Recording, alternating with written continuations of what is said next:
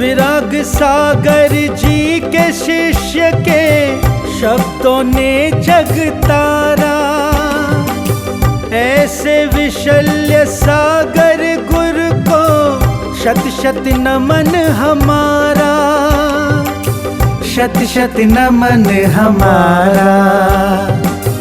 विशल्य सागर जी तुम साना, जग में कोई सहारा। विशल्य सागर जी तुम साना, जग में कोई सहारा। जिन वाणी चैनल कहता है, धन्य है भाग्य हमारा, धन्य है भाग्य हमारा। राग नहीं बढ़ता है, आसक्तियाँ टूटती हैं, मोह टूटता है कि क्षणभंगुरता में हम विनाशिक पदार्थों में लगे हुए हैं, जबकि अविनश्वर तो हमारे अंदर विराजमान है, उसको हम देख ही नहीं रहे हैं, उसकी ओर हमारी दृष्टि ही नहीं है। हम तो बाहर ही बाहर दृष्टि हैं और बाहर में ही सुख खोज कर रहे हैं कि कहीं सुख मिल जाए मुझे। हमारी दौड़ मृगमारिचका की तरह है, हम दौड़ते दौड़ते खोजते हैं लेकिन सुख नहीं मिलता। आपने 7 राजू तक तो खोज कर ली है, और 7 राजू क्या, आप तो ऊपर तक भी होकर के आए हैं, वहाँ भी सुख नहीं था। 9वें गिरिवेक तक की भी यात्रा कर ले, लेकिन वहाँ भी तो कुछ नहीं मिला है, कुछ नहीं मिला है। लेकिन फिर भी हम अज्ञानता में खोज कर रहे हैं, और खोज भी वहां कर रहे हैं जहां है नहीं।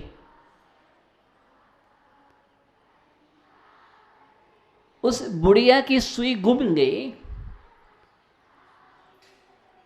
और वो खोज कर रही थी सुई की, वो भी अंधेरे में खोज रही है, नहीं मिली। खोजते खोजते किसी ने कहा कि प्रकाश में खोजो। किसमें?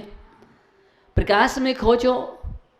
तो वो बाहर सड़क के किनारे जो लाइट जल रही थी, प्रकाश जल रहा था, मरकरी जल रही थी, वहाँ पर जाकर खोज करना प्रारंभ करती है, लेकिन वो आज तक खोज कर रही है, उसको सुई नहीं मिली। और ऐसी खोज हम भी कर रहे हैं, आज तक वो कर रहे हैं, सुई नहीं मिली। क्यों जय कुमार जी, क्यों नहीं मिली? बोलो ना। जहां खोजनी चाहिए थी वहां भी खोजी तो भी नहीं मिले।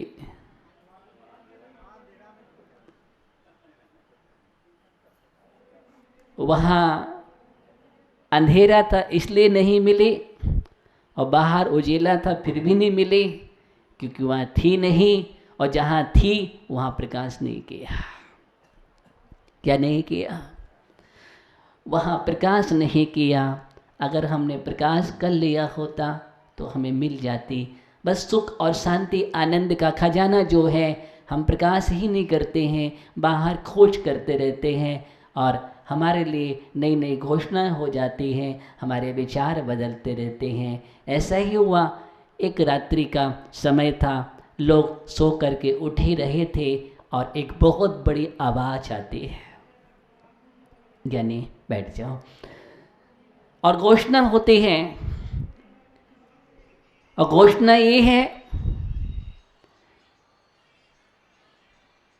कि आज अर्धरात्रि में सभी लोग अपने अपने दुखों को दूर कर सकते हैं और सुखों को ला सकते हैं। आज एक बहुत बड़ी सौगात दी जा रही है। आज का समय है कि लोग अर्धरात्रि में अपने अपने दुखों को एक गठरी में बांधें। एक बड़ी आवाज थी। आवाज कहाँ से आ रही थी? जब देखा चारों ओर से समझ में नहीं आया, लेकिन आवाज तो आ रही थी। हो सकता है शायद वो अंदर की आवाज हो, या आकाश से कोई देववाणी हो। सभी ने सुना, सभी चौंक जाते हैं, क्योंकि कभी भी इस प्रकार की कहीं ऐसी आकाश में गूंज नहीं हुई थी, ऐसी आवाज नहीं आई थी, और सभी चाहते भी तो यही हैं। अर्धरात्रि में सारे दुखों को एक गठरी में बांधे, और गठरी में बांध करके गांव के बाहर छोड़ करके आना है, और उसी गठरी में सारे सुखों को बांध करके ले आना है।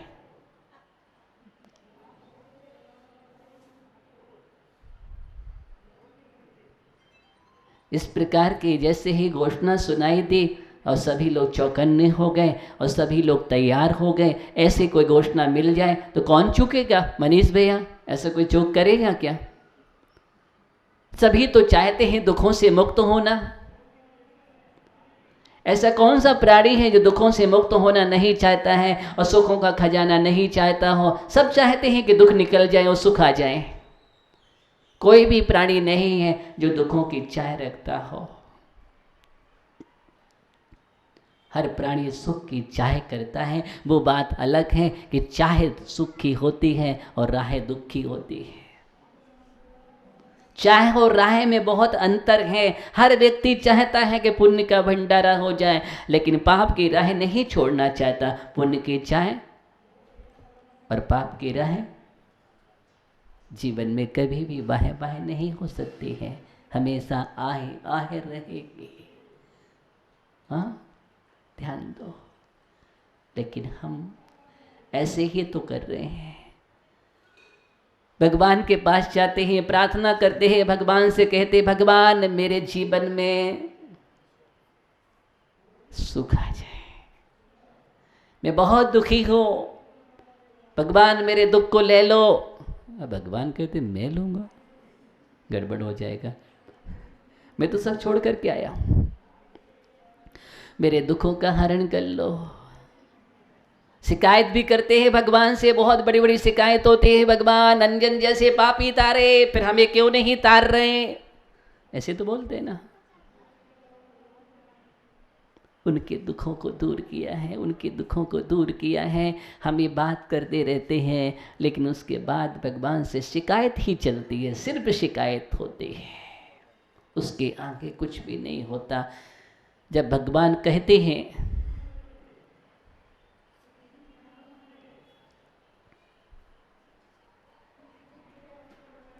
कि सुख का मार्ग ये है, और कई प्रार्थनाएं ऐसे जीवन में होती हैं। एक व्यक्ति भगवान से प्रार्थना कर रहा था कि भगवान हमें मोक्ष मिल जाए। प्रतिदिन प्रार्थना कर रहा था भगवान मोक्ष मिल जाए। एक दिन विमान आ गया,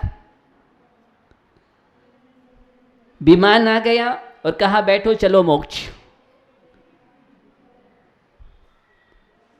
उसने कहा इतनी जल्दी? इधर हमने कहा उधर विमान आ गया, गड़बड़ हो गया ये तो। बोले अभी रुको। बोले क्या बात है?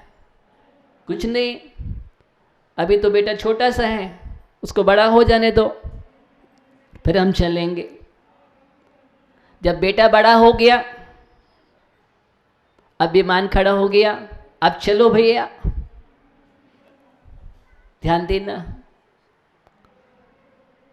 फिर उसने कहा अरे बेटा बड़ा ही तो हुआ है, अभी उसकी शादी हो जाने दो। शादी हो गई, विमान आ गया।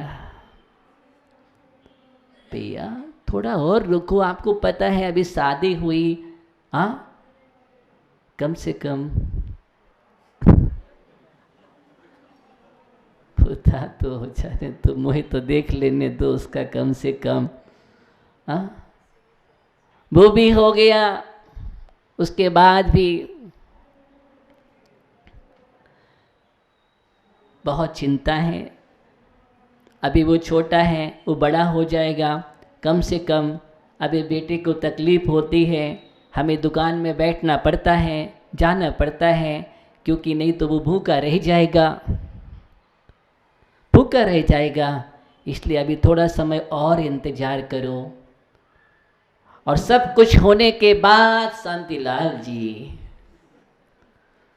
विमान खड़ा हो गया।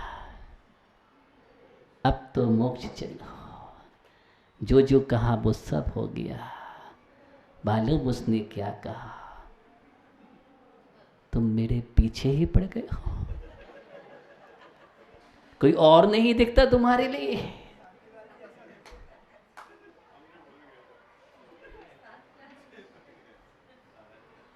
बड़ा आश्चर्य हुआ। वो व्यक्ति प्रतिदिन भगवान के पास प्रार्थना करके मोक्ष मांग रहा था, लेकिन मोक्ष जाने के लिए तैयार नहीं था।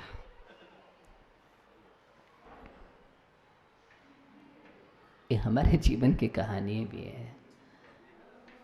हम भी ऐसा ही करना चाहते हैं। आचार्यों ने कहा है, प्रवचन सार में कुंद कुंद स्वामी लिखते हैं, परिबज्जतु सामर्डम यदि दुखम परिमोक्षम। यदि दुखों से मुक्ति चाहिए तो श्रामण पने को स्वीकार करो, श्रमण बनो, मुनि बनो, दुखों से मुक्ति चाहिए, स्पष्ट घोषणा है। लेकिन ये बात आएगी तो नहीं। दुखों से मुक्ति का रास्ता एक ही है, कुंद कुंद स्वामी स्पष्ट लिख रहे हैं, सामर्णम दुख परिमोक्षम,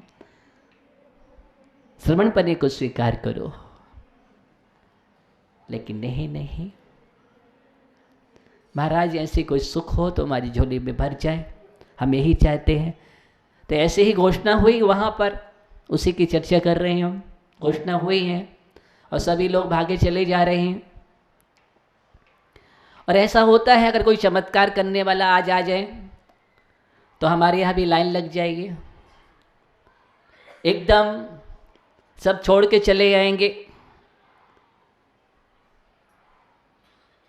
और अगर घंटों भी लाइन लगी रहे तो शाम तक भी इंतजारी चलेगी। कोई चमत्कारी बाबा आ जाए कि तुम्हारा ये काम बन जाएगा, तुम ऐसा करो, तुम्हारा राहु खराब चल रहा है, राहु से मुक्ति मिल जाएगी, तुम्हारे लिए केतु से मुक्ति मिल जाएगी, तुम्हारे लिए मंगल की दशा खराब है, उससे भी मुक्ति मिल जाएगी, तुम्हारा शनि चल रहा है, उससे भी दूर हो जाएगा। अरे सारी समस्याएं तुम्हारी दूर हो जाएगी। लक्ष्मी प्राप्ति, हाँ लक्ष्मी प्राप्ति का मंत्र मिल जाएगा, तुम्हें ऐसा हो जाएगा, सब मिल जाएगा, लाइन लग जाएगी। संसार ये प्राणियों की दशा है।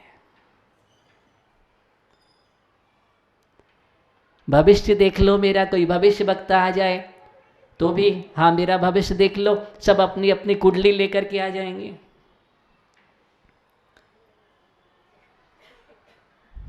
बड़ा आश्चर्य है कि मेरी कुंडली देख लो, मेरी दशा क्या चल रही है, मुझे बतला दो और तत्काल उपाय भी बतला दो।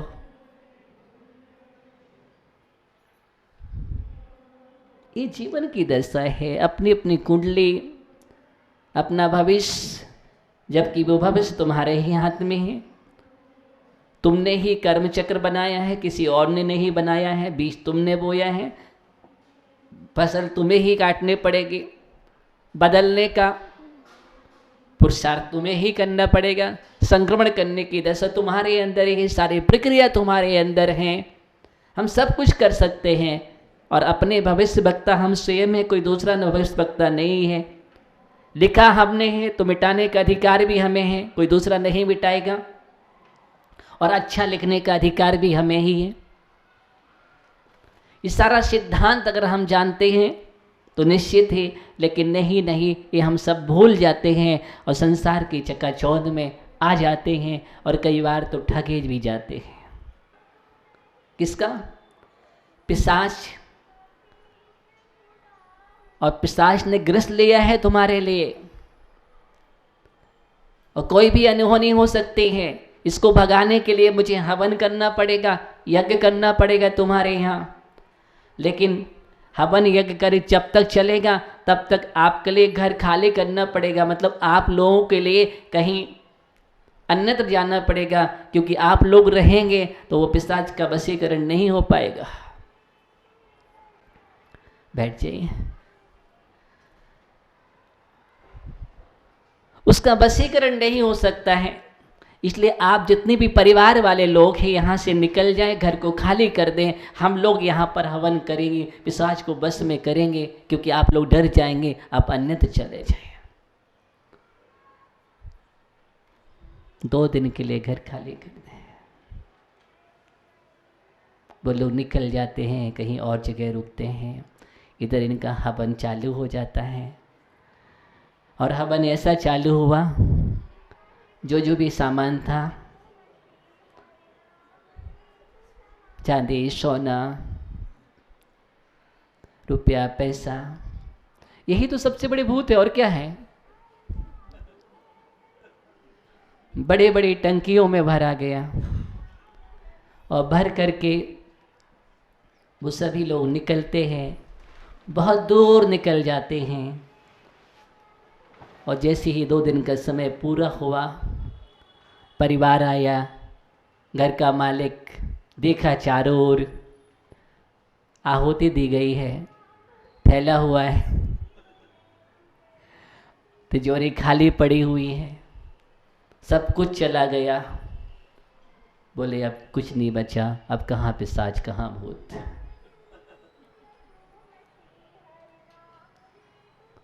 और जब देखा तो बहुत बहुत दूर निकल चुके थे, कोई नहीं मिला। तो ऐसी ठग विद्याएं भी चलती हैं, सब कुछ लूट करके चले गए।